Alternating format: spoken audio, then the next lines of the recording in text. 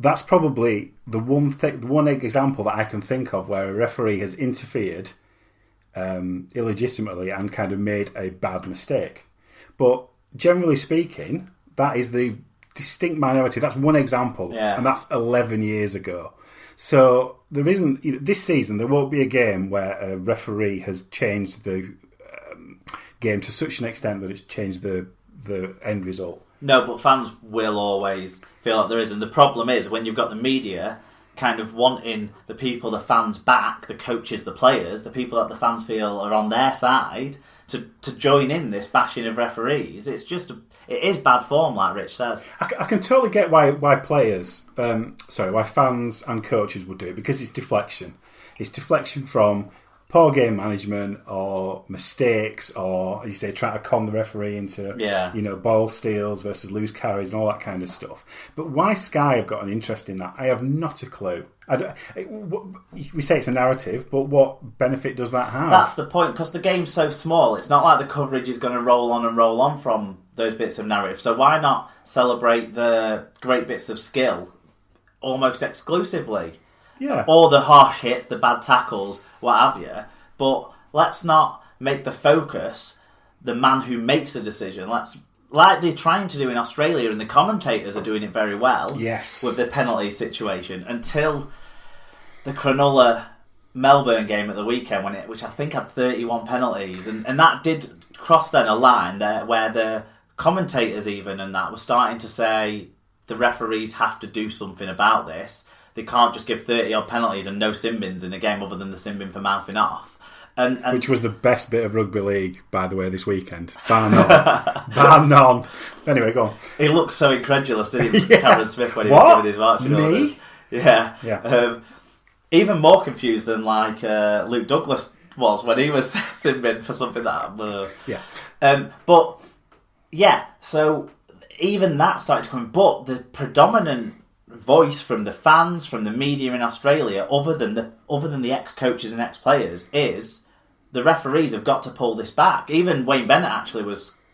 God, he's never fucking shut up this year, has he, Wayne Bennett? But even he was quoted on the website I was reading, or in a paper I was reading, about saying the game had got out of hand, letting grey areas emerge into the rules. And so actually what you're seeing is the referees trying to make the players play the game properly, not do all these little... but the referees are getting the stick there, and the narrative will soon become these referees are blowing the pee out of the whistle, which is not the truth, because it got pointed out in that game, in that Cronulla Melbourne game, it got pointed out to the players who were starting to criticise the referee. One of the ex-players was saying, but was it explained to the clubs before the season started? Yes, the referees went to all the clubs and they said two things we're cracking down on is play the ball with your foot and don't set off on 10 metres until after it's come off the foot. Yeah. And they're the two things we're cracking down on, and they've cracked down on it consistently in games this year.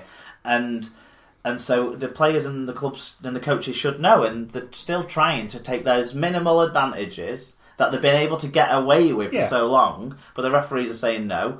And I'm fully in support of that, and I'm fully against any of the ex-players building a narrative, just like any Sky interviewers building a narrative that the refs are the determining factor here. The referees' decisions are important, because you don't have a game without adherence to the rules. Well, exactly. But it's not the referees that are breaking the rules. They might make mistakes, but they're not the ones breaking the rules. Yeah, I mean the Cronulla Melbourne game was a classic battle of wills. Now I've seen Cronulla at least twice this year, and they are the messiest play the ball team I've seen in the NRL this year. They're always messing about. They're pushing their luck in terms of trying to slow down the play of the ball. Melbourne are well known for that. So it was a classic recipe that was always going to happen in that way. It was always going to be... There's going to be one of those games, and it is a battle of wills. Players will try to get away with with whatever they can do. That's their job. You know, it's saying just the right side of cheating, isn't it? And referees' job is to enforce the law. Now there's been a clarification in the law, and they're reinforcing that, and that's the nature. It's a battle of wills. And the fact that the media are asking the coaches and stuff about all these penalties, they're trying to make it about the refs, aren't they? It's got nothing to do with the refs. The refs are doing... There wasn't much in that game that I saw that was poorly refereed. I think they got everything bang on. I was at a game this weekend as well, which when I looked at the stats, I realised I had 27 penalties, which I didn't notice 27 penalties during the game, but I did notice there was a lot of penalties because the blokes who sit next to me, who aren't, averse to saying the referee's useless, kept saying, God, there's another one. But it was absolutely right. It was a penalty. Yeah. It's like both ways as well. I mean, Wigan didn't concede anywhere near as many as OKR, but both ways they were saying, bloody hell, he's got them all right. Yeah, well, this is the thing. I mean, I don't know what you want. Do you want players to kind of... Because if you keep going this way, if you let players dominate, they'll be lying on for 10 seconds. They'll be, making a cup of tea and then kind of getting off the tackle. You've got to kind of clear these things up. But imagine if that game was on Sky. 27 penalties. Imagine if that was on Sky. The narrative would just be about the referee blowing the pee out the whistle, not about the players persistently infringing on the rules. Because this is what they do. They ask the questions all the time. What about that decision? And the good coaches say that wasn't the reason we lost the game. But they're doing it, and then they're saying, what about all the penalties that were given? What about this? But then the flip side is the coaches do the other way and start talking about, and Wayne is bad at this, criticising the referees not directly, but saying we had to deal with slow plays, slow rucks, which is we have had to deal with on times this year. Do you know what? We fell down the rabbit hole of ref slagging. We said ref slagging. It wouldn't be. Was it magic? Yeah. Yeah. Sorry about that. No, video refs, that's magic. Right, this is now ref slagging done till, let's say, after the international break. Yeah, all right, yeah. If there is one, yeah. Just a couple of other things to shout out. I want to mention the blog post because I've been doing some and then I forget to mention them. So go to superleaguepod.com. And last week I wrote about an idea for how they should be streaming the Women's Super League, which I understand isn't very far away from what the powers that be are trying to achieve. It's just getting the right sort of deal in place with the right sort of broadcasters. But streaming Women's Super League. And I did a piece following up from Mark Wilco's question last week about taking the two. I did a fuller breakdown of that last Thursday afternoon, and then by the end of the weekend I probably could have written it all again because of how many more twos were taken over the weekend in the bad weather conditions. But yeah, so have a look at those on the blog. And I just want to give a final shout out, or we, as the Super League Pod family, just want to give a final shout out to Chris McKeown, whose dad sadly passed away in the last week or so. And we just want to say all our thoughts and best wishes are with you and your family, Chris, at this time. And you'll notice that I pronounce your name how you want it pronounced. Out of respect. Out of respect, yeah, absolutely. Echo that. So that's the feedback and shout-outs. Took a little bit longer than we were planning on. But we'll now 3 hours, I can feel it. We'll now roll into news from around the world of rugby league.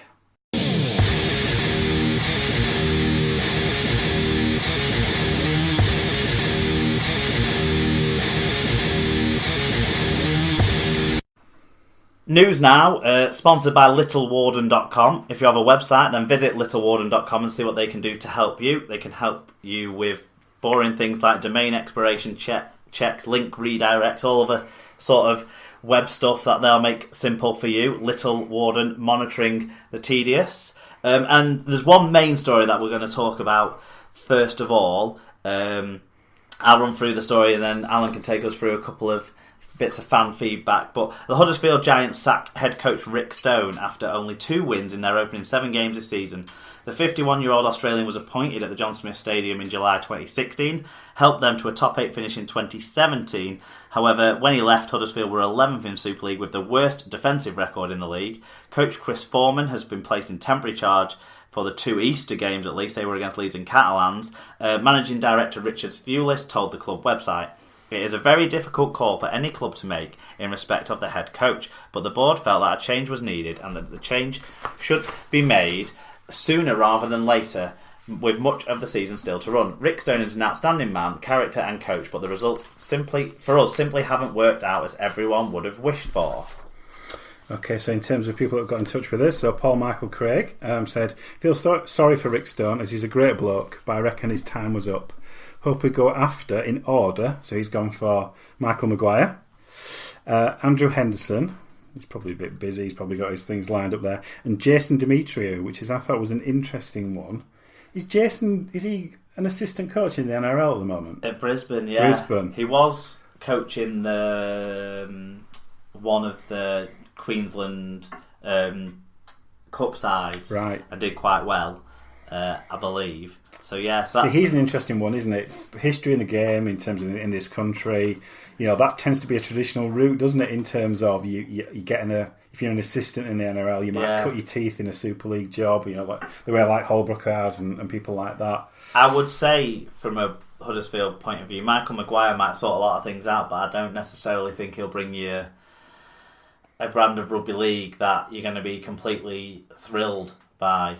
Because he's kind of like what's going on at Warrington at the moment, that fundamentals shift to kind of work on defence first, work all the way up. But you will get a better kind of winning ability from what he implements. But Jason Demetriou is an exciting name on that list. But of course, Thorman's probably in the front seat. I've also, there's also Tony Smith is out of work, and Tony Smith is someone who was at Huddersfield in the past, whether he could come in some sort of capacity. I think questions has to be asked of Fewlis too. Well, we've got something from Mark actually that kind of asks these questions, doesn't it, as well? So at Wilco2205, feel for the guy, inherited a club right up to the cap and had little control over recruitment. As bad as the past 2 weeks have been, he joined when we were 12th, kept us out of the £1 million game and then got us top 8. Which is a fair point. I mean, they have signed, obviously as a Bradford fan, a lot of players, ex-Bradford players, who couldn't keep us in the Championship. As individuals, they're probably decent prospects, but have they got the right kind of winning mentality? They're not going to take that squad from being a bottom 4 in Super League to being a top 4 in Super League, are they? No. They might take them from being a thin squad without competition to places to being a solid squad with competition for places, but they're not going to make them more exciting to watch or more difficult to beat, I would say, any of them, even though I'm a big fan of Any Other Business and Mella and Clough's been getting rave reviews for them. This is the thing. But I mean, I saw them at Wakey. Obviously, I've seen them on telly a couple of times now, and they looked completely devoid of ideas going forward, really. And I don't really know. I don't know what identity they were trying to go for as a team, because they certainly weren't a strong defensive team. They weren't a strong defensive team, and they weren't a cohesive attacking unit. They weren't attacking together. When I saw them, the game against Hull Kingston Rovers on the telly, and then the game against Wigan, which was ultimately the last game for Stone, both those games, for me, the forwards were not doing a bad job of laying a platform, but the halfbacks were completely directionless behind them, and they weren't playing together, they weren't working together, and so that's a huge problem. Hold on, this is what happens sometimes. These beer bottles on top of this fridge. That's when it starts to cool down, isn't it? It needs to. They kind of start rotating it, bashing against each other. It's better. Yeah. There you go. There's your Easter egg there. Look. Let me just write down the time on that. I don't know how we segue back into the Rick Stowe conversation, but the thing is, the attack wasn't working. The attack was, and yet they were leaking more points than everyone else. So like you say, there was no identity. No, I just kind of. I'm just not sure where as you said, where they're going with the team. It didn't. They seem to be. I didn't realise they were right up to the cap. I mean, I don't know who they were, who they've kind of let go to kind of who's moved on in terms of a bit of them kind of getting the cap under control. Well, I think it's more that the players they've had. Like Mamo's been obviously a salary burden considering he's not played a lot of games. He played a third of last season, but when he did play, he was excellent.